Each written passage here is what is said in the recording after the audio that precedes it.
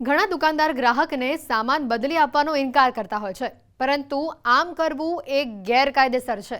દુકાનદાર બગડેલો સામાન પરત લેવાની મનાઈ કરી શકે નહીં। જાણો તેના નિયમો।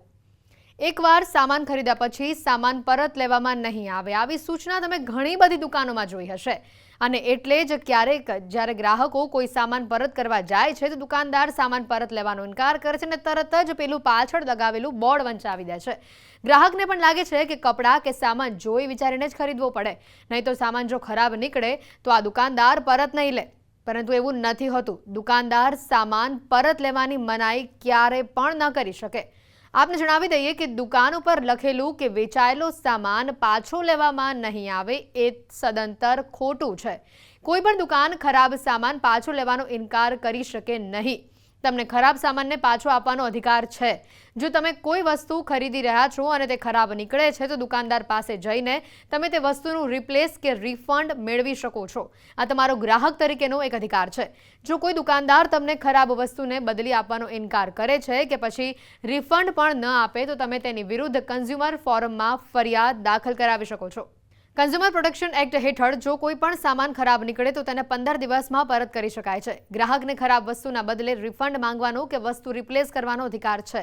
જો તમારું સામાન ખરાબ નીકળે છે અને તેને દુકાનદાર પરત લેવાનો ઇનકાર કરે તો તમારે 1800114000 આ નંબર ઉપર તમારે ફરિયાદ કરાવી શકાય છે, જેમાં તમારે દુકાનનું એડ્રેસ, તમે ખરીદેલી વસ્તુ સહિતની જાણકારી આપવાની રહે છે। અને ગુજરાત સહિત દેશભરમાં વેપારીઓ અને ગ્રાહકો વચ્ચે ખરીદેલો માલ ગ્રાહકને કંઈ ખામી હોય, કોઈ તકલીફ હોય તો વેપારી જોડે જાય અને દુકાનદાર માલ બદલવા આનાકાની કરે છે। વેપારીઓ બિલમાં વેચેલો માલ પરત લેવામાં નહીં આવે એવી એક તરફી છાપેલી પ્રિન્ટેડ શરતો ગ્રાહકોના માથે લાદી ના શકે। આ શરતો ગ્રાહક વિરોધી છે। વેચેલો માલ પરત લેવામાં નહીં આવે, પાછો લેવામાં નહીં આવે એવી જે વેપારી મિત્રો શરત લાદે છે એ સામે ગુજરાત સરકારના ગ્રાહક બાબતોના વિભાગે એક પરિપત્ર બહાર પાડ્યો છે અને માલ સામાનમાં કોઈ તૂટફૂટ ન થઈ હોય અને સીલ બંધ યથાવત પરિસ્થિતિમાં હોય તો વેપારીએ વેચેલો માલ પાછો લઈને ગ્રાહકની ઈચ્છા પ્રમાણે એમને રિફંડ આપવું જોઈએ। ઘણા દુકાનદાર ગ્રાહકને સામાન બદલી આપવાનો ઇનકાર કરતા હોય છે, પરંતુ આમ કરવું એ ગેરકાયદેસર છે। દુકાનદાર બગડેલો સામાન પરત લેવાની મનાઈ કરી શકે નહીં। જાણો તેના નિયમો। એકવાર સામાન ખરીદ્યા પછી સામાન પરત લેવામાં નહીં આવે, આવી સૂચના તમે ઘણી બધી દુકાનોમાં જોઈ હશે। અને એટલે જ ક્યારેક જ્યારે ગ્રાહકો કોઈ સામાન પરત કરવા જાય છે તો દુકાનદાર સામાન પરત લેવાનો ઇનકાર કરે છે અને તરત જ પેલું પાછળ લગાવેલું બોર્ડ વંચાવી દે છે। ગ્રાહકને પણ લાગે છે કે કપડાં કે સામાન જોઈ વિચારીને જ ખરીદવો પડે, નહીં તો સામાન જો ખરાબ નીકળે તો આ દુકાનદાર પરત નહીં લે। પરંતુ એવું નથી હોતું। દુકાનદાર સામાન પરત લેવાની મનાઈ ક્યારે પણ ન કરી શકે।